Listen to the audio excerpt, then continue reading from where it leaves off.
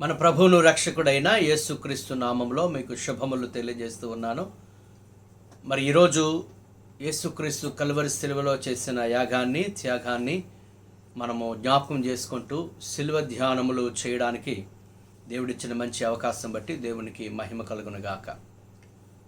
ఈ రీతిగా మీతో దేవుని యొక్క వాక్యం పంచుకొనుటకు, మరి వాక్యం ద్వారా మనం ఆధ్యాత్మికంగా ఎదుగుచు ప్రభువుకి మరింత సమీపంగా రావడానికి, ఆత్మీయంగా వృద్ధి చెందడానికి దేవుడు మనకిచ్చిన ఈ శ్రేష్టమైన అవకాశం బట్టి దేవునికి మహిమ కలుగునుగాక. ప్రియులారా, దేవుని యొక్క వాక్యాన్ని మనం ధ్యానం చేద్దాము. మరి మీ యొద్ద బైబిల్ గ్రంథాలు ఉన్నట్లయితే వాటిని మీరు చేత పట్టుకొని చెప్పే వాక్య భాగాలు మరి చదువుతూ ధ్యానిస్తూ ఈ వాక్య సందేశాన్ని చాలా శ్రద్ధగా ఆసక్తితో ఆలకించవలసిందిగా కోరుతూ ఉన్నాను.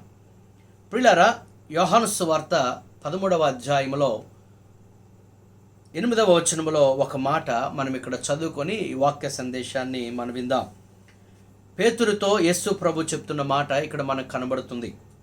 యేసు ప్రభు అంటున్నాడు, నేను నిన్ను కడుగని ఎడల నాతో నీకు పాలు లేదు. పిల్లరా, యేసుక్రీస్తు సిలువకు అప్పగించబడడానికి ముందు తన శిష్యుల యొక్క పాదాలు ఆయన కడుగుటకు ఆయన పూనుకొని ఉన్నాడు. అందుకే ఆయన కొంత నీటిని పల్లెములో ఆయన తీసుకొని అలాగే నడుముకు తువాలు కట్టుకొని ఒక్కొక్క శిష్యుని యొక్క పాదాలు ఆయన కడుగుతూ ఉన్నాడు. మరి అదే సందర్భంలో పేతురు యొక్క పాదాలు కడుగవలసిన సమయం వచ్చినప్పుడు పేతురు అంటూ ఉన్నాడు, ప్రభువా, నీవు నా పాదములు కడుగుదవా అని ఆయనతో అన్నాడు. 7వ వచనములో అందుకు యేసు, నేను చేయుచున్నది ఇప్పుడు నీకు తెలియదు కానీ ఇక మీదట తెలుసుకుందామని అతనితో చెప్పగా 8వ వచనము పేతురు అప్పుడు అంటున్నాడు, నీవెన్నడూ నా పాదములు కడుగురాదని ఆయనతో నేను. అప్పుడు యేసుప్రభు అంటున్నాడు, నేను నిన్ను కడుగని ఎడల, లేదా నేను నిన్ను పవిత్రపరచబడిన ఎడల, పవిత్రపరచని ఎడల, నేను నిన్ను శుద్ధి చేయని ఎడల నాతో నీకు పాలు లేదు. ప్రియులారా, ఇక్కడ యేసు ప్రభు యొక్క గొప్ప ఉద్దేశం మనకు కనబడుతుంది. యేసు ప్రభువుకి శిష్యుడిగా ఉండాలి అని అంటే ఒక వ్యక్తి పరిశుద్ధపరచబడాలి, శుద్ధి చేయబడాలి. యేసు ప్రభుతో సహవాసం చేయాలి అని అంటే ఆయన పరిశుద్ధుడు గనుక, ఆయన దైవ స్వరూపి గనుక ఆయనతో సహవాసం చేయాలి.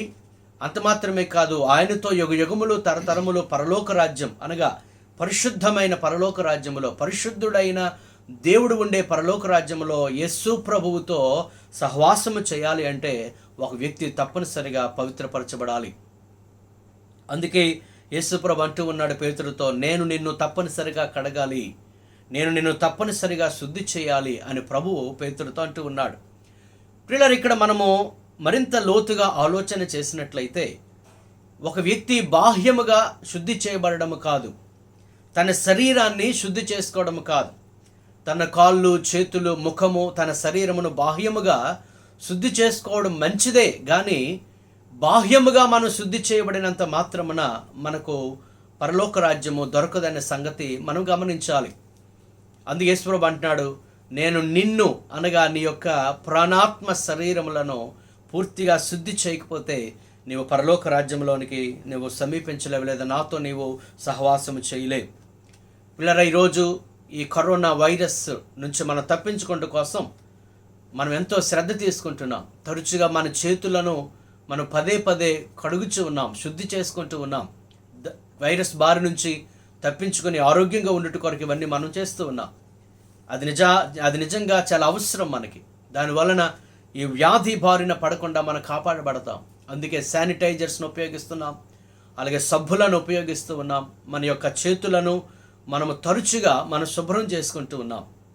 అయితే ప్రియులారా, ఒకవేళ ఈ యొక్క వైరస్ నుంచి, వ్యాధి నుంచి మనం తప్పించబడడం కోసము ఒకవేళ మనం పరిశుభ్రతను పాటించవలసి వచ్చినప్పుడు, మరి నిత్యము ఉండే ఆ పరలోక రాజ్యములో చేరాలి అంటే, లేదా యేసుక్రీస్తుతో నిత్యము సహవాసం చేయాలంటే, మరి కేవలం మన బాహ్యముగా శుద్ధి చేసుకోవడం మాత్రమే కాక మన హృదయములను మనం శుద్ధి చేసుకొనవలసిన వారుచున్నాం. దేవుని యొక్క వాక్యం సెలవిస్తూ ఉంది, మన శరీరమునకును ఆత్మకును కలిగిన సమస్త కల్మషము కూడా సమస్త కల్మషం నుండి మనం పవిత్రులుగా చేయబడాలి. శరీరము మాత్రమే కాదు, మన హృదయము శుద్ధిగా ఉండాలి. మన ఆత్మ శుద్ధిగా ఉండాలి. చాలామంది అంటారు శరీరము బయట బాగుంటే సరిపోతుంది, ఆత్మ ఎలాగున్నా పర్లేదు అనేవారు కొందరు. కొంతమంది లోపల బయట శరీరము అపవిత్రంగా ఉంటుంది కానీ నా ఆత్మ ఎప్పుడు కూడా శుద్ధిగానే ఉంటుంది అంటుంటారు కొంతమంది. కానీ బైబిల్ చెప్తుంది శరీరమునకును ఆత్మకును కలిగిన సమస్త కల్మషము నుండి మనము పవిత్రపరచబడాలి. ఈరోజు మనిషి బాహ్యముగా ఏదైనా దుర్మార్గమైన ప్రవర్తన, అపవిత్రమైన ప్రవర్తన కలిగి ఉన్నాడంటే దాని యొక్క భావం ఏంటంటే హృదయము చాలా అపవిత్రపరచబడింది. హృదయము నిండిన దాన్ని బట్టి నోరు మాట్లాడుతుందని బైబిల్ చెప్తా ఉంది. హృదయం అపవిత్రతతో నింపబడితే అపవిత్రమైన మాటలు వస్తాయి. హృదయము ద్వేషముతో, కోపముతో, పగతో నింపబడి ఉంటే అదే రీతిగా అటువంటి పగతో, కక్షతో కూడిన మాటలే బయటకు వస్తాయి. అంచేత హృదయము పవిత్రంగా ఉన్నట్లయితే మన మాటలు కానీ మన ప్రవర్తన కానీ పవిత్రంగా ఉంటుంది. అంచేత మనం బాహ్యంగా శుద్ధి చేసుకోవడం కాదు కానీ ఆంతరంగికంగా మనం శుద్ధి చేయబడాలనే సంగతి ఇక్కడ మనం గమనించాలి. యాకోబు పత్రిక 4వ అధ్యాయము 8వ వచనంలో యాకోబు భక్తుడు ఇలాగో చెప్తూ ఉన్నాడు. దేవుని యొద్దకు రండి, అప్పుడు ఆయన మీ యొద్దకు వచ్చును. పాపులారా, మీ చేతులను శుభ్రము చేసుకొనుడి, ద్విమనస్కులారా మీ హృదయములను పరిశుద్ధపరచుకొనుడి. అంటే చేతులను శుభ్రపరచుకోవడము అంటే కేవలము బాహ్యంగా కాదు కానీ ఒకవేళ చేతుల ద్వారా ఏదైనా చేయకూడని పనులు, అది ఒకవేళ లంచం తీసుకోవడం కావచ్చు, లేదా అన్యాయముగా ఇతరుల నుంచి డబ్బును తీసుకోవడం కావచ్చు, పొరుగువాని నుంచి ఏదైనా దొంగిలించడం కావచ్చు, ఇతరులకు అన్యాయం చేయడం కావచ్చు, లేదా తప్పుడు రాతలు రాయడం కావచ్చు. ఆ రీతిగా చేతులకు కలిగిన ఆ పాపాన్ని మీరు శుభ్రం చేసుకోండి అంటూ ఏమంటున్నాడంటే మీ హృదయములను మీరు శుభ్రం చేసుకోండి, మీ హృదయములను శుభ్రం చేసుకోండి. యెషయా గ్రంథం 1:16 వచనములో మనం గమనించినట్లయితే ఈ విధంగా రాయబడింది, మిమ్మును కడుగుకొనుడి, శుద్ధి చేసుకొనుడి, మీ దుష్క్రియలు నాకు కనబడకుండా వాటిని తొలగించుడి. 17వ వచనము, కీడు చేయటం మానుడి, మేలు చేయ నేర్చుకొనుడి అనే మాట మనం అక్కడ చదువుతున్నాం. ప్రియ దేవుని పిల్లలారా, ప్రియ సంఘమా, మనం ఈ విషయాలను మనం ధ్యానం చేయాలి. హృదయ శుద్ధి అనేది చాలా అవసరం. మనం పరిశుద్ధంగా జీవించడం అనేది చాలా అవసరం. అందుకే యేసుక్రీస్తు వారు స్వయంగా చెప్పిన మాట ధన్యతలలో ఆయన చెప్తుంటాడు. మత్తయి సువార్త 5:8 వచనములు అంటాడు, ఆయన అంటున్నాడు, హృదయ శుద్ధి గల వారు ధన్యులు, వారు దేవునిని చూచెదరు. దేవుణ్ణి మనము చూడాలి అంటే, దేవుణ్ణి మనం చేరుకోవాలంటే, దేవుడు నిత్యము నివాసం ఉండే పరలోక రాజ్యములో మనం ప్రవేశించాలంటే తప్పనిసరిగా మన హృదయము శుద్ధిగా ఉండాలి. మన బాహ్యముగా ఎంత పరిశుభ్రంగా ఉన్నా, బయటకు మనం ఎంత అందముగా కనబడినా, బయటకు మనం ఎంత సౌందర్యంగా కనబడినా, మన హృదయము శుద్ధిగా లేకపోతే మనము దేవుణ్ణి చూడలేము, పరలోక రాజ్యాన్ని మనం చేరలేము. అందుకే దావీదు మహాభక్తుడు, అతడు దేవుని హృదయానుసారుడైన మనుషుడే, దేవుని ఇష్టానుసారుడైన మనుషుడే, కానీ అతడు సాతాను శోధనకు లోబడి పాపములో పడిపోయాడు. బత్షెబ అనే స్త్రీతో ఒక అక్రమ సంబంధం పెట్టుకుని వ్యభిచారంలో పడిపోయినప్పుడు నాతాను అనే దేవుని యొక్క సేవకుని లేదా ప్రవక్తను దేవుడు అతనికి పంపించి అతనికి అర్థించినప్పుడు దావీదు తన పాపాలు ఒప్పుకుంటున్నాడు. 51వ కీర్తనలో ఈ మాటలు మనం చదువుతున్నాం. ఇదిగో నా అతిక్రమములు నాకు తెలిసాయి, నా పాపాలన్నీ నా ఎదుటిగా ఉన్నాయి, దయచేసి దేవా నన్ను క్షమించు, నా యందు శుద్ధ హృదయము కలుగు చేయి, నాకు స్థిరమైన మనస్సును పుట్టించు, నూతనమైన మనస్సు నాకు దయచేయి, నీ సన్నిధి నుండి నన్ను త్రోసివేయవద్దు, నీ పరిశుద్ధాత్మను నా నుండి తీసివేయవద్దు, రక్షణానందము మరల నాకు కలుగుజేయము అని దావీదు తన పాపాలు ఒప్పుకున్నాడు. అంటే దేవుని అడుగుతూ ఉన్నాడు, నా యందు శుద్ధ హృదయము కలుగు చేయి. అంటే అతనికి అర్థమైంది, ఇదిగో నేను పాపములో ఉన్నాను, ఒకవేళ ఇదే పాపములో నేను చనిపోతే, లేకపోతే ఇదే పాపములో నేను జీవిస్తూ చనిపోతే, నా పాపములకు ప్రాయశ్చిత్తము కలగకపోతే, దేవుని చేత నేను నిర్దోషి అని ఎంచబడకపోతే, దేవుడు నా పాపములను క్షమించకపోతే నేను పరలోక రాజ్యము వెళ్ళను కానీ నిత్యము మండే అగ్నిగుండానికి వెళ్ళిపోతాను అనే సంగతి దావీదు మహాభక్తుడు గమనించి తన పాపాలు దేవుని సన్నిధిలో ఒప్పుకున్నట్లు మనం గమనిస్తున్నాం. ప్రియులారా, హృదయ శుద్ధి అనేది ఎంత అవసరం. తిమోతికి రాసిన మొదటి పత్రిక 6:16 వచనంలో మనం చదువుతున్నాము, దేవుణ్ణి ఎవరు, ఏ మనుష్యుడు కూడా చూడలేదు, ఆయన సమీపించరాని తేజస్సు కలిగి అమరత్వము కలిగిన వాడై గొప్ప ప్రకాశమానుడైన దేవుడు, ఆయనను ఎవరూ కూడా చూడలేరు. కానీ ప్రభు చెప్తున్న మాట, యేసుప్రభు అంటున్నాడు, మరి ఆయన ఎవరు చూస్తారు అంటే హృదయ శుద్ధి గలవారు మాత్రమే ఆయన చూస్తారు. ప్రియ దేవుని పిల్లారా, మనము కడుగబడకపోతే, మనం పరిశుద్ధపరచబడకపోతే, మన పాపములు క్షమించబడకపోతే దేవుని యొద్దకు మనం వెళ్ళలేం. పరలోక రాజ్యంలో మనం ఉండలేం. యుగములు తరతరములు యేసుక్రీస్తుతో మనం సహవాసం చేయలేం. అందుకే హెబ్రీ పత్రిక 12:14 రాయబడిన మాట ఏంటంటే, పరిశుద్ధత లేకుండా ఎవడును దేవుణ్ణి చూడలేడు, ప్రభువుని చూడలేడు. అందుకే మనం ఇంకా దేవుని యొక్క వాక్యాన్ని మనం ధ్యానం చేసినట్లయితే సామెతల గ్రంథము 4:23 నీ హృదయములో నుండి జీవధారులు బయలుదేరును కనుక అన్నిటికంటే ముఖ్యముగా నీ హృదయమును కాపాడుకొనుము. నీ హృదయాన్ని నీవు కాపాడుకోవాలి. నీ హృదయం అపవిత్రపరచబడకుండా, నీ హృదయము పాడైపోకుండా నీ హృదయాన్ని నీవు కాపాడుకోవాలి. ఎప్పటికప్పుడు అది పరిశుద్ధంగా ఉంచుకోవాలి.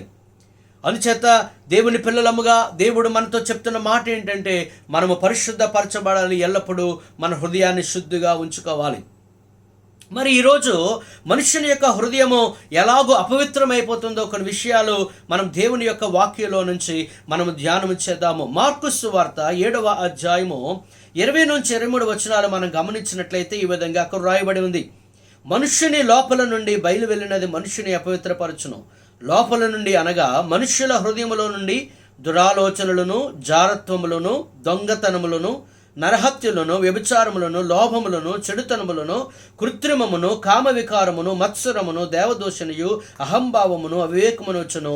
ఈ చెడ్డవన్నీ లోపల నుండి బయలు వెళ్ళి మనుష్యుని అపవిత్రపరచునని ఆయన చెప్పాను. పిల్లరా, మనుష్యుని ఏదో బయట నుండి వచ్చినవి అపవిత్రపరచడం అని కాదు, కానీ ప్రభు చెప్తున్న మాట లోపల నుండి బయలు వెళ్ళినవే ఈరోజు మనిషిని అపవిత్రపరుస్తూ ఉన్నాయి. ఏంటి మనుష్యుని హృదయంలో నుండి ఏం వెళుతున్నాయి అని అంటే, ఏ విధంగా ఒక మనిషి యొక్క హృదయం అపవిత్రం అయిపోతుందంటే అతను చేసే దురాలోచనలను బట్టి. ఈరోజు మానవుల యొక్క ఆలోచన దురాలోచనలతో నింపబడి ఉంది. ఆనాడు నోవహు కాలంలో మనుషుల యొక్క ఊహలు కూడా కేవలం చెడ్డగా ఉన్నాయన్న మాట బైబిల్ గ్రంథంలో చదువుతున్నాం. మనిషికి ఆలోచనలు, దురాలోచనలు, దురభిప్రాయాలు కలిగి ఉంటున్నారు. పైకి మంచిగా కనబడుతూ ఉన్న లోపల వారి ఆలోచనలు మంచివి కానట్టుగా మనం గమనించవచ్చు. బయటికి ప్రేమించినట్లు ఉన్న లోపల ద్వేషముతో మనుషులు నిండిపోతూ ఉన్నారు. ఇతరులను ఎలాగూ పాడు చేయాలి, ఇతరులను ఎలాగూ నాశనం చేయాలి అనే దురాలోచనలు కలిగి మనుషులు జీవిస్తున్నారు. ఎలాగూ నేను పాపము చేయాలి అనే దురాలోచన మనిషిని అపవిత్రపరుస్తూ ఉంది. జారత్వములు, అక్రమమైన సంబంధములు, వివాహమునకు వెలుపట ఉండే సంబంధములు ఆ మనిషిని అపవిత్రపరుస్తాయి. అలాగే దొంగతనములు, నరహత్యలు, వ్యభిచారములు, లోభమనగా దురాశ, లోభత్వము, తనని కానిది ఆశించడం. అందుకే ప్రభువారు 10 ఆజ్ఞల్లో చెప్పిన ఆజ్ఞ ఏంటంటే, నీ పొరుగువానిది ఏది కూడా నీవు ఆశించకూడదు. పొరుగువానికి చెందినది అది వస్తువు కావచ్చు, అది బంగారము కావచ్చు, వెండి కావచ్చు, అది ఏదైనా కావచ్చు. చివరికంటే నీ పొరుగువాని భార్యను కూడా నీవు ఆశించవద్దు. ధనాపేక్ష సమస్తమైన కీడులకు మూలము. ఈరోజు అనేక మంది ధనమును ఆశించి దేవునికి దూరం అయిపోతూ ఉన్నారు. డబ్బుంటే చాలు అనుకుంటూ ఉన్నారు. డబ్బు మీద దురాశ కొరకు ఎంత అక్రమమైన అన్యాయమైన చేయడానికి మనుషులు పరిగెత్తుతూ ఉన్నారు. అలాగే చెడుతనము, సకలమైన చెడుతనము కూడా మనిషిని అపవిత్రపరుస్తుంది. కృత్రిమము అనగా డిసీట్ఫుల్నెస్ అనగా మోసము, మనుషులను మోసము చేయడం. ఈరోజు అనేకమైన మోసాలు మనము చూస్తూ ఉన్నాం. మనుషులు ఒకరినొకరు మోసం చేసుకుంటున్నారు. ఈ మోసములు కూడా మనిషిని అపవిత్రపరుస్తాయి. అలాగే కామ వికారము ఇంగ్లీష్లో చూస్తే షేమ్ఫుల్ లస్ట్ అంటాడు. అంటే సిగ్గుతో, అవమానముతో కూడిన ఆ యొక్క మోహము అని మనం గమనించవచ్చు. ఈరోజు మనుషుల మధ్య మోహము మనం చూస్తూ ఉన్నాం. యవనస్తుల మధ్య మోహము, కామము పెరిగిపోతూ ఉంది. మనుషులు కామోద్రేకులై విచ్చలవిడిగా పాపమును చేస్తూ ఉన్నారు. ఇవన్నీ కూడా మనిషిని అపవిత్రపరుస్తున్నాయి. అలాగే మత్సరం అనగా అసూయ, ఇతరులు మంచిగా ఉంటే చూడలేకపోవడం, ఇతరులు మనకంటే బాగా ఉంటే చూడలేకపోవడం, ఇతరులు మనకంటే అభివృద్ధిలోనికి వస్తే చూడలేకపోవడం, ఇతరులకు అన్ని మంచిగా జరుగుతున్నప్పుడు దాన్ని మనం తట్టుకోలేకపోవడం. ఇదంతా కూడా అసూయ. ఈరోజు మనుషుల మధ్య అసూయ పెరిగిపోతూ ఉంది. కుటుంబములలో అసూయ పెరిగిపోతూ ఉంది. ప్రియులారా, ఇది కూడా మనిషిని అపవిత్రపరుస్తుందనే సంగతి మనం గమనించాలి. అలాగే దేవదూషణ, దేవుణ్ణి దూషించడం, సృష్టికర్తని దేవుని గురించి చెడుగా మాట్లాడడం, దేవుడు లేడని అనడం. బైబిల్ చెప్తుంది దేవుడు లేడని బుద్ధిహీనులు తమ హృదయంలో అనుకొందరు. సృష్టిని మనం చూసినప్పుడు తప్పనిసరిగా అర్థం చేసుకోవాలి, సృష్టికర్త ఒకడు ఉన్నాడని. దేవుడు లేడని మనం ఎలాగో చెప్పగలము? దేవుడు ఉన్నాడు, ఖచ్చితంగా ఉన్నాడు. ఆయన సృష్టికర్త అయిన దేవుడు. దేవుని దూషించడం, మనకి ఏదైనా ఒక కీడు జరిగితే, ఏదైనా ఒక అన్యాయము జరిగితే అది దేవునికి ఆపాదించడం, దేవుని గురించి చెడుగా మాట్లాడడం, దేవుని గురించి తక్కువగా మాట్లాడడం, అదంతా కూడా దేవదూషణంతా కూడా పాపమే. అలాగే అహంభావము, మనకున్న వాటిని బట్టి, వెండి బంగారాలను బట్టి, అందమును బట్టి, ధనమును బట్టి, ఉద్యోగమును బట్టి, వ్యాపారం బట్టి, ఆధిక్యతను బట్టి, మనకున్న పదవును బట్టి, అధికారమును బట్టి, మరి దేని బట్టి కూడా మనము ఒకవేళ అహంకారము కలిగి ఉంటే, గర్వముగా ప్రవర్తిస్తే అది కూడా మనల్ని అపవిత్రపరుస్తుందని గమనించాలి. అలాగే వివేకము లేకపోవడం, బుద్ధిహీనులుగా ఉండడం, అది కూడా పాపం అనే సంగతి మనం గమనించాలి. ఈ చెడ్డవన్నీ లోపల నుండి బయలు వెళ్ళి మనుషుని అపవిత్రపరుస్తున్నాయి. పిల్లలు, ఈరోజు మనిషి అపవిత్రులుగా ఉన్నాడు. అందుకే బైబిల్ చదివి ఏ భేదము లేదు, అందరూ పాపము చేసి దేవుడు అనుగ్రహించి మహిమను పొందలేకపోతూ ఉన్నారు. అయితే ఈ పాపము నుంచి మనం విడుదల పొందాలి. ఈ పాపము నుంచి మనము పవిత్రపరచబడాలి. పాపులుగా ఉండగా మనం పరలోక రాజ్యానికి వెళ్ళలేం. పరలోక రాజ్యం పరిశుద్ధమైన స్థలం, అక్కడ పరిశుద్ధుడైన దేవుడు ఉండే స్థలము కనుక మనము పరలోక రాజ్యం వెళ్ళాలంటే తప్పనిసరిగా మనం పవిత్రపరచబడాలి. అందుచేత మనం పైన శుద్ధి చేసుకోవడం కాదు కానీ పిల్లరా, మన అంతరంగము శుద్ధి చేయబడాలి, మన హృదయము శుద్ధి చేయబడాలి, మన ప్రాణాత్మ శరీరములు మన పవిత్రపరచబడినప్పుడే మన పరలోక రాజ్యంలోనికి మనం వెళ్ళాలి, మనం వెళ్ళగలము పిల్లరా. మనం పవిత్రపరచబడాలంటే ఈ లోక సంబంధమైన ఏవి కూడా ఉపయోగపడవు, కానీ మనము యేసు రక్తము ద్వారా మనము కడుగబడాలి. యేసు రక్తము ద్వారా కడుగబడాలి. మన ప్రాణాత్మ శరీరములు శుద్ధి చేయబడాలనే సంగతి మనం గమనించాలి. లూకాసు వార్త 11:39 ఒకానొక సందర్భంలో పరిసయ్యులతో ప్రభు అంటూ ఉన్నాడు, ఇదిగో పరిసయ్యులారా, మీరు గిన్నెయు పల్లెమును వెలుపల శుద్ధి చేదురు కానీ మీ అంతరంగము దోపుతోనూ చెడుతనముతో నిండి ఉన్నది. ఈరోజు పైకి చాలా మనుషులుగా మనము చాలా అందంగా కనబట్టు కోసము చాలా అనేకమైన సౌందర్య సాధనాలు ఉపయోగిస్తూ ఉన్నారు మనుషులు. వారు అందముగా కనబడు నిమిత్తము, వారు మంచిగా కనబడే నిమిత్తము కనబడుతున్నారు, కానీ ప్రియులారా వారు బయట బాహ్యంగా శుద్ధి చేసుకుంటున్నారు, కానీ లోపల అసూయతో, గర్వముతో, పగతో, కక్షతో నింపబడి ఉన్నారు. ఇవన్నీ కూడా కడగబడాలి, పవిత్రంగా మనం చేయబడాలి. అందుకే మన పవిత్రముగా చేయబడడానికి యేసు రక్తము మాత్రమే అది మనకు ఉపయోగపడుతుంది. అందుకే యోహాను రాసిన మొదటి పత్రిక 1:7 చదువుతున్నాము, యేసు రక్తము ప్రతి పాపము నుండి మనలను పవిత్రులుగా చేస్తూ ఉంది. పేతురు రాసిన మొదటి పత్రిక 1:9 ఈ మాట మనం చదువుతున్నాం. పేతురు రాసిన మొదటి పత్రిక 1:19 అమూల్యమైన రక్తము చేత అనగా నిర్దోషమును నిష్కలంకమునకు గొర్రె పిల్ల వంటి క్రీస్తు రక్తము చేత విమోచనబడుతారని మీరు ఎరుగుదురు కదా. పిల్లారా, మరి పాపముతో నింపబడిన మనము మన హృదయాన్ని ఎలా శుద్ధి చేసుకుంటాం? అందుచేత మనం విస్తారముగా మన క్షారము రాసుకొనినను, సబ్బు రాసుకొనినను మన పాపములకు ప్రాయశ్చిత్తము కలుగదు, కానీ యేసు రక్తము మాత్రమే మన పాపం నుంచి మనలను విడుదల చేస్తుంది. జంతువుల రక్తము లేదా పశువుల రక్తము లేదా ఒక మనిషి రక్తమో కాదు, కానీ దైవ మానవునిగా వచ్చిన పరిశుద్ధుడైన, నిష్కల్మషుడైన, పవిత్రుడైన, నిర్దోషి అయిన యేసుక్రీస్తు రక్తము వలన మాత్రమే మన పాపములు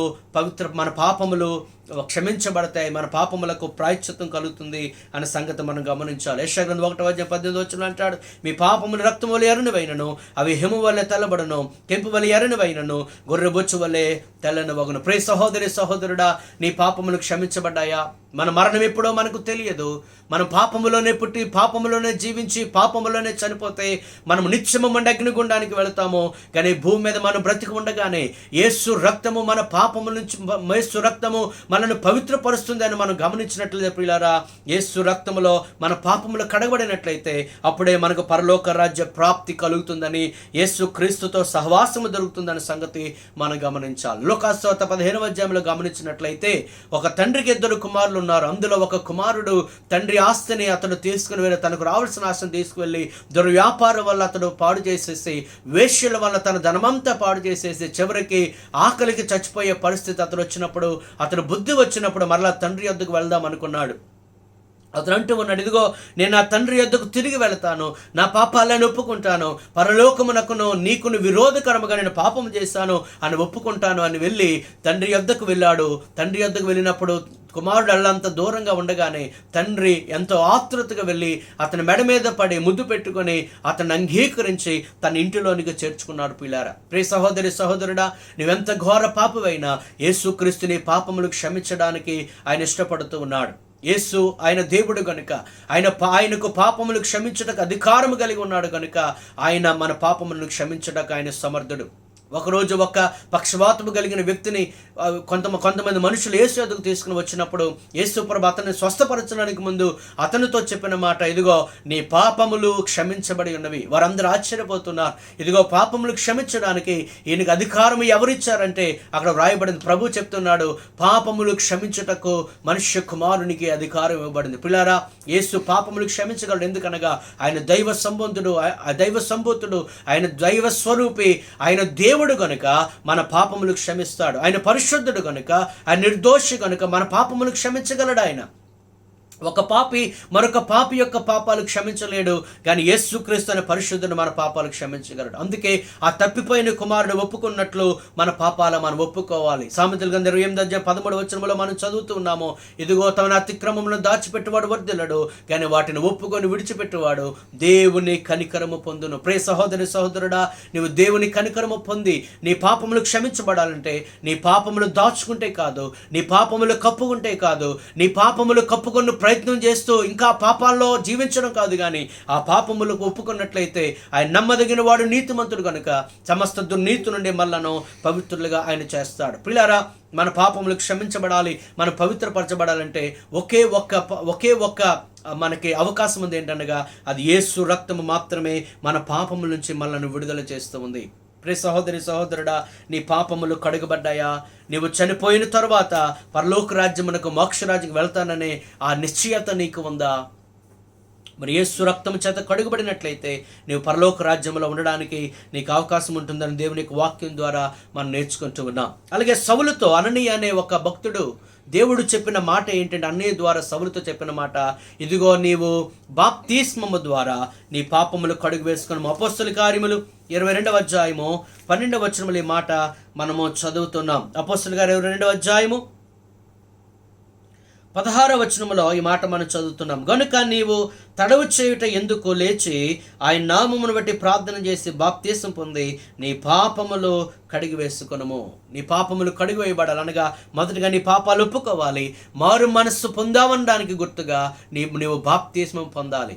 అందుకే పేతురు దేవుని యొక్క వాక్యాన్ని సువార్త ప్రకటించిన తర్వాత అక్కడ ఉన్న ప్రజలు హృదయంలో నొచ్చుకొని అడుగుతూ, ఇప్పుడు మేము ఏమి చేయాలంటే అప్పుడు పేతురు అంటాడు, ఇదిగో మీరు పాప క్షమాపణ నిమిత్తమో మీరు మారు మనసు పొందండి, బాప్తీస్మం పొందండి అని చెప్పాడు. ప్రియ సహోదరి సహోదరుడా, నమ్మి బాప్తీసం పొందినవాడు రక్షింపబడను, నమ్మని వానికి శిక్ష విధించబడను. మరి నీవు మారు మనసు పొందడం ద్వారా, యేసు రక్తము ద్వారా కడుగుబడి నీవు బాప్తీస్మం ద్వారా శుద్ధి చేయబడినట్లయితే నీకు పరలోక రాజ్యము ప్రాప్తిస్తూ ఉంది. ఇదిగో నేను బాధకుడా, నేను నిత్యజీవం పొందాలంటే ఏం చేయాలి? పరలోక రాజ్యం ప్రవేశించాలంటే ఏం చేయాలంటే ప్రభు అంటూ ఉన్నాడు, ఒకడు నీటి మూలముగాను ఆత్మ మూలముగాను అతడు తిరిగి జన్మించితేనే తప్ప అతనికి పరలోక రాజ్యము లేదు. మరి నీటి మూలముగా నువ్వు జన్మించావా? ఆత్మ మూలంగా నువ్వు జన్మించావా? నీ పాపములు కడుగుబడ్డాయా? లేకపోతే ఇది మిక్కిలి అనుకూల సమయము, నేడే రక్షణ దిన హృదయాన్ని ప్రభువు సమర్పించుకొని నీ పాపములను యేసు రక్తములో కడిగి వేసుకొనవలసిందిగా ప్రభు పేట తెలియజేస్తున్నాను. అలాగే దేవుని యొక్క వాక్యము మనల్ని పవిత్రపరుస్తుంది. ఎఫెసీ పత్రిక 5 వాక్యం అనే ఒత్తుగా స్నానం చేత మనం పవిత్రపరచబడతామనే సంగతి గమనిస్తూ ఉన్నాము. తిమోతికి రాసిన మొదటి పత్రిక 4:5 దేవుని వాక్యం వలన ప్రార్థన వలన మనం పవిత్రపరచబడతాం. ప్రియ సహోదరి సహోదరుడా, నీవు నేను మనమందరము పవిత్రపరచబడాలని ప్రభువు కోరుకుంటున్నాడు. పరిశుద్ధత లేకుండా, మనము కడుగుబడకుండా, మనము శుద్ధి చేయబడకుండా, యేసు రక్తములో మన పాపములన్నీ కడిగివేయబడకుండా మనకు పరలోక రాజ్యంలో మనకు ప్రవేశం లేదు. దేవునికి మనకు మధ్య ఉన్న అడ్డుగోడ ఒక్కటే, పాపము ఒక్కటే మనకు అడ్డుగోడగా ఉంది. అందుకే రక్షింప నేరకుండినట్లయిన హస్తములకు కురుచు కాలేదు, విననేరకుండినట్లయిన చెవులు బంధము కాలేదు, కానీ ఆయనకును మీకును మధ్య దోషములు అడ్డుగా ఉన్నాయి. ప్రియ సహోదరి సహోదరుడా, నీవెంత ఘోర పాపమైనా యేసు క్రీస్తు నిన్ను కడిగి ఆయనతో సహవాసం చేసే అవకాశం ప్రభు ఉన్నాడు. అయితే దేవుని పిల్లలుగా మనం గమనించాలి. ఒకవేళ ఇప్పటికే మనము మారు మనసు పొంది రక్షణ పొంది బాప్తీసం పొంది మన పాపాలు కడిగి వేసుకున్నట్లయితే మరి అక్కడితో సరిపోదు. కానీ పరిశుద్ధపరచబడిన మనము ఎల్లప్పుడూ పరిశుద్ధులుగా ఉండాలి. అందుకే సంఘవత అంటాడు అపోస్తలుడైన పౌలు కొరింథీ సంఘవత, మీరు పరిశుద్ధులుగా ఉండుటకు పిలువబడ్డారు, మీరు పరిశుద్ధపరచబడ్డారు, మీరు పరిశుద్ధులుగా ఉండుటకు పిలువబడ్డారు. ఒకసారి కడుగబడిన తర్వాత నా ఇష్టానుసారంగా జీవించడానికి లేదు. అందుకే తాను నిల్చున్నానని తలంచుకున్నవాడు పడకుండా జాగ్రత్తగా చూసుకోవాలి. ఒకవేళ దేవుని బిడ్డ, దేవుని సంగమా, ప్రభు నీతో మాట్లాడుతున్నాడు. ప్రియ సహోదరి సహోదరుడా, ప్రభు నీతో మాట్లాడుతున్నాడు. యేసు రక్తము చేత కడుగుబడిన ఒక సహోదరి సహోదరుడా, దేవుడు నీతో మాట్లాడుతున్నాడు. నేను రక్షణ పొందాను, నా ఇష్టానుసారంగా జీవిస్తానంటే కుదరదు. కానీ ఒకసారి నువ్వు కడుగుబడిన తర్వాత మళ్ళా నీవు బురదలో పొరలకూడదు, పాపము చేయకూడదని దేవుని యొక్క వాక్యము సెలవిస్తూ ఉంది. పేతురు రాసిన 2వ పత్రిక 2:22 వచనంలో అంటున్నాడు, కుక్క తన వాంతికి తిరిగినట్లు కడగబడిన పంది మరలా బురదలో పొరలినట్లు మీరు అలా ఉండకూడదు. యేసు క్రీస్తు వారు మన పరిశుద్ధులుగా ఉండుట కొరకే కల్వరి శిలువలో తన పరిశుద్ధ రక్తాన్ని ఆయన చెందించాడు. తనను ముండ్ల కిరీటం పెట్టబడింది, పక్కలో ఆ బల్లెము చేత పడబడ్డాడు. 1 తక్కువ 40 కొరడా దెబ్బలు ఆయన తిన్నాడు. కాళ్ళల్లో చేతుల్లో మేకులు గుచ్చబడ్డాయి. తన శరీరం అంతా రక్తసిక్తం అయిపోయింది. ఆ రక్తములో మన పాపములు కడుగుబడతాయి. మరి నీవే పాపము నుంచి విడిపించబడాలని ఆయన అమూల్యమైన రక్తాన్ని చెందించాడో, తన ప్రాణాన్ని పెట్టాడో, అది మనం గమనించినట్లయితే మనము పాపము చేయకుండా మనం పరిశుద్ధంగా మనం ఉండగలం. దానియేలు తన పవిత్రతను అతడు కాపాడుకున్నాడు. ఇదిగో రాజు భుజించు భోజనమును ఆయన పానము చే ద్రాక్ష రసం పుచ్చుకున్నాను, నేను ఎలాగ అపవిత్రపరుచుకుంటానని అతడు పవిత్రంగా నిలబడ్డాడు. యోసేపు కూడా అతడు పాపము చేయడానికి అవకాశం వచ్చినా అతడు పాపమును కాదని అతడు దూరముగా వెళ్ళిపోయాడు. దాని కొరకు అతడు శ్రమ పడవలసి వచ్చినప్పటికీ అతడు తన పవిత్రతను కాపాడుకున్నాడు. ఈరోజు అనేక మంది పిల్లరా వారు పాపములో పడిపోతూ ఉన్నారు, శోధనలో పడిపోతూ ఉన్నారు. యేసుక్రీస్తు కూడా మన వలె ఆయన శోధింపబడినను ఆయన పాపము లేనివాడుగా ఉన్నాడని దేవుని యొక్క వాక్యం సెలవిస్తుంది. మనం శోధింపబడవచ్చు కానీ పిల్లరా దేవుని యొక్క శక్తి ద్వారా, వాక్యపు శక్తి ద్వారా మనం పవిత్రంగా ఉండవలసిన వారు ఉంటున్నాం. మన సంగతి మనం గమనించవలసిన వారు ఉంటున్నాం. ప్రకటన గ్రంథం 2వ అధ్యాయంలో 5వ వచనంలో ఎఫెసు సంఘంతో అంటూ ఉన్నాడు, అప్పటికే ప్రభువుని ఎరిగిన బిడ్డలే, చాలా దేవుళ్ళు ఎదుగుతున్న బిడ్డలే, ప్రభు రక్తమందు కడుగబడిన బిడ్డలే, వారు విశ్వాస సమాజమే అయినప్పటికీ వారు పడిపోయారు అంటూ ఉన్నాడు. ఏ స్థితి నుండి నీవు పడిపోయావో ప్రియ సంగమా, ఇంతకుముందు నువ్వు చాలా పరిశుద్ధంగా ఉండేవాడవేమో. ప్రియ దేవుని బిడ్డ, ఇంతకుముందు భక్తిలో చాలా ఎక్కువగా ఉండేవాడవేమో, పవిత్రంగా జీవించే ఉండేవాడవేమో, విశ్వాసములు ఎక్కువగా ఉండేవాడవేమో. కానీ ఈరోజు నీ పరిస్థితి ఎలాగ ఉంది? ఏ పాపమునైతే కాదన్నావో మరలా అదే పాపాన్ని నువ్వు చేస్తూ ఉన్నావా? మాటికి పాపములో పడిపోతూ ఉన్నావా? ఏ పాపము చేయకూడదని గట్టిగా నిర్ణయించుకుంటూ ఉన్నావో ఈరోజు పాపాన్ని ఒప్పుకొని మరలా రేపు పాపములో పడిపోతున్నావా? అయితే ప్రభు నీతో మాట్లాడుతూ ఉన్నాడు. నువ్వే స్థితి నుండి పడిపోయావు ఒకసారి జ్ఞాపకం చేసుకొని మరలా ప్రభు నీకు అవకాశం ఇస్తున్నాడు మారు మనసు పొందుటకు. నువ్వు పరిశుద్ధపరచబడిన నిమిత్తము ప్రభు నువ్వు ఆశ్రయించాలి. మారు మనసు పొంది మారు మనసుకు తగిన క్రియలు మనము చేయాలి. హెబ్రీ పత్రిక 10:26 వచనంలో మనము బుద్ధిపూర్వకంగా మనము పాపము చేయకూడదు. చాలామంది పాపము చేసేసి అది నా బలహీనత అని వారు సమర్థించుకుంటారు. పిల్లలు అలాగూ కాదు, బుద్ధిపూర్వకముగా ఏ ఒక్కరూ కూడా పాపము చేయకూడదని దేవుని యొక్క వాక్యం సెలవిస్తుంది. ఎవరైతే దేవుని వల్ల పుట్టారో, దేవుని యొక్క వాక్యం అనే బీజం వల్ల పుట్టారో వాడు పాపము చేయుడు, పాపము చేయజాలడు అన్న మాట మనం జ్ఞాపకం చేసుకోవాలి. ప్రియ దేవుని పిల్లలారా, దేవుని పిల్లలముగా మనం ఎల్లప్పుడూ పరిశుద్ధంగా ఉండాలి, పరిశుద్ధమైన జీవితం జీవించాలి. మనం ఒకసారి కడుగుబడ్డాము, మరలా మనము పాపములో పడకూడదు. ఈరోజు మనం దేవుని యొక్క వాక్యాన్ని ధ్యానం చేస్తున్న ప్రభు మనతో మాట్లాడుతున్న మాట, నేను నిన్ను కడుగని ఎడల నాతో నీకు పాలు లేదు. ప్రియ సహోదరి సహోదరుడా, నీవు కడుగబడ్డావా? నీవు పరిశుద్ధపరచబడ్డావా? నీ ఆత్మ శుద్ధి చేయబడిందా? నీ హృదయము శుద్ధి చేయబడిందా? నీ జీవితము శుద్ధి చేయబడిందా? ఒకవేళ పరిశుద్ధపరచబడకపోతే, నీవు కడగబడకపోతే యేసు యొద్దకు రా, నీ పాపాలు ఒప్పుకో ఆయన ఎదుట. పాపాత్మురాలైన స్త్రీ యేసు యొద్దకు వచ్చినప్పుడు ఆమె పాపములు క్షమించబడ్డాయి. సమరయ స్త్రీ ఆమె భయంకరమైన వ్యభిచారం ఉన్నప్పుడు యేసు ఆమె యొక్క పాపాలు క్షమించాడు. జక్కయి చాలా అన్యాయముగా ప్రజల దగ్గర డబ్బు తీసుకొని అతడు భయంకరమైన పాపములో ఉన్నప్పుడు యేసుక్రీస్తు అతన్ని పాపం నుంచి విడిపించాడు. ఈరోజు నిన్ను పాపం నుంచి విడిపించడం కొరకే యేసుక్రీస్తు ఈ లోకానికి వచ్చాడు. నేను చాలా ఘోర పాపినండి, నాలాంటి పాపి ఎవరు లేరు, నేను భయంకరమైన పాపలు చేశాను, ప్రభు నన్ను క్షమిస్తాడంటే అవును, ఆయన ఎంత ఘోర పాపినైనా ఆయన క్షమిస్తాడు. అంచేత ఆయన యొద్దకు రా, నీ పాపాలు ఒప్పుకో, నీ ఉన్న చోటనే మోకరించి ప్రభు సన్నిధిలో, ప్రభువా నేను పాపినని గ్రహిస్తూ ఉన్నాను, నా పాపాలు ఒప్పుకుంటున్నాను, నీ రక్తంలో నా పాపాలు కడుగు, పరలోక రాజ్యానికి వారసునిగా చేసుకునే ప్రభు చేస్తాడు. పిల్లరా, యేసు ప్రభు ప్రక్కన ఉన్న ఆ దొంగ ఒప్పుకుంటున్నాడు తన పాపాలు.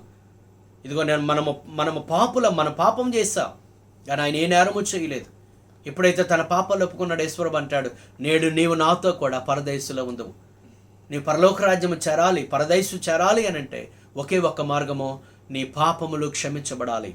అంచేత ఒకటి, నీ పాపములు క్షమించబడి ఉండకపోతే ఈరోజు నీ పాపాలు ఒప్పుకొని నీవు పవిత్రపరచబడాలి. రెండు, ఇప్పటికే నీ పాపాలు క్షమించబడి పవిత్రపరచబడి నీవు యేసుక్రీస్తు బిడ్డగా అంగీకరించబడినట్లయితే మరెన్నడూ పాపము చేయకుండా ప్రభువుకి నీ జీవితాన్ని సమర్పించుకోవాలి.